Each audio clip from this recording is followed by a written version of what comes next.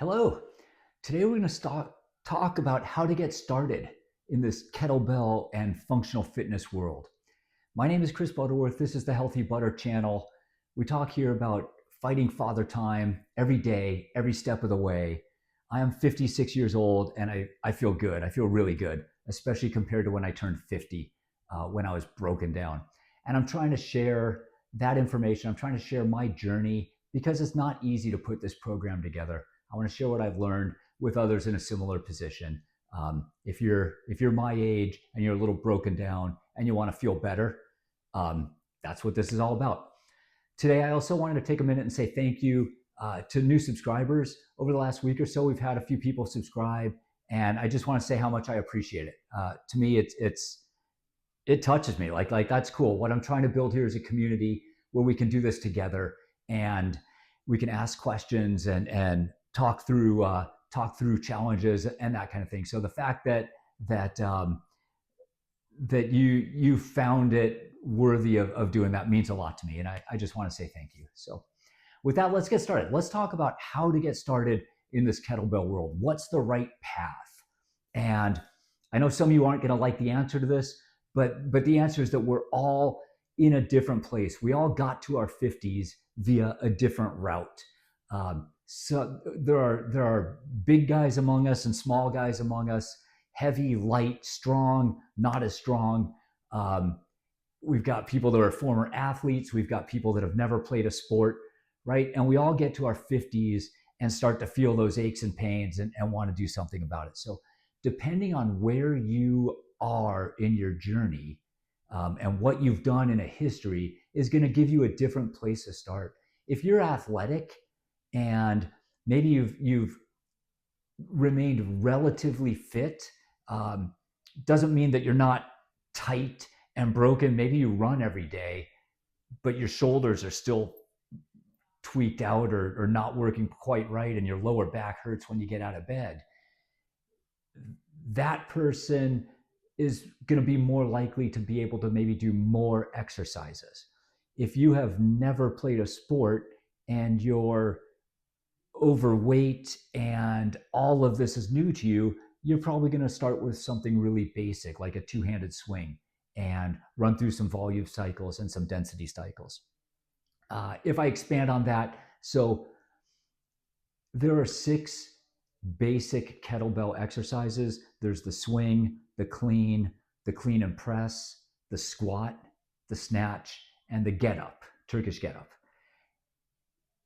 In a perfectly well-rounded program, you would be touching on all of those, but that doesn't mean you have to have a perfect, full, robust workout on the day that you start. Start now, move forward, make forward progress, and add, shift, modify, tweak your program as you go. The reality is that 2 years from now, we're all going to be 2 years older. And do you want to be 2 years older and further broken down? Or do you want to be 2 years into this journey where you've tried a bunch of different things and you've modified it and come a long way?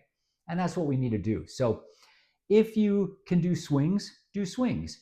If you're comfortable doing a clean, add cleans to your program. If you can do a clean, you can probably do a clean and press. Add that to your program. If you can do a clean and press, walk through how to do a Turkish get up. That is an interesting kind of unique movement, but when you get that, that's a body changer. Turkish get up is a really good one.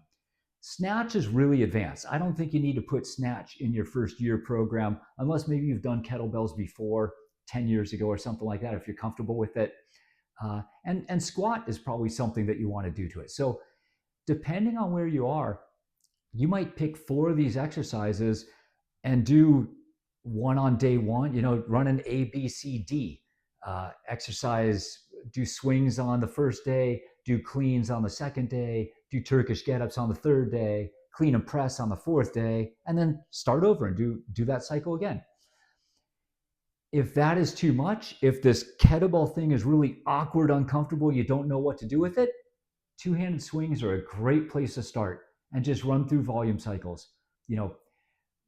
5 sets of 8.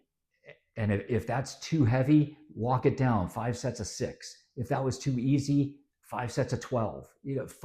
Take a few tries and find that one that works with you, and then do 6 sets of that number, 7 sets of that number, 8 sets of that number, and just keep going up. When you get to 20 sets of that number, come back down in the number of sets, but add 1 to the reps. So if 6 sets of 8 is where you started, and you get up to 20 sets of 8, come back down and do come back down and do 6 sets of 9 or 6 sets of 10 and walk your way back up. Eventually, after a couple of months, that two-handed swing is going to get comfortable. You're going to get used to it. Your body's going to like it. Then you could start looking at, maybe you want to try some one-handed swing. Maybe you want to add a clean. Maybe you want to just keep doing it because it feels so good. There's not necessarily a right or wrong answer. The other thing that separates us all is, we've got creatives and we've got engineers. If you're a creative and you're an art person and you like to design, and sticking to a schedule is horribly boring and you just can't do it, that's fine. Wake up in the morning and say, what do I want to do today? I feel like doing cleans.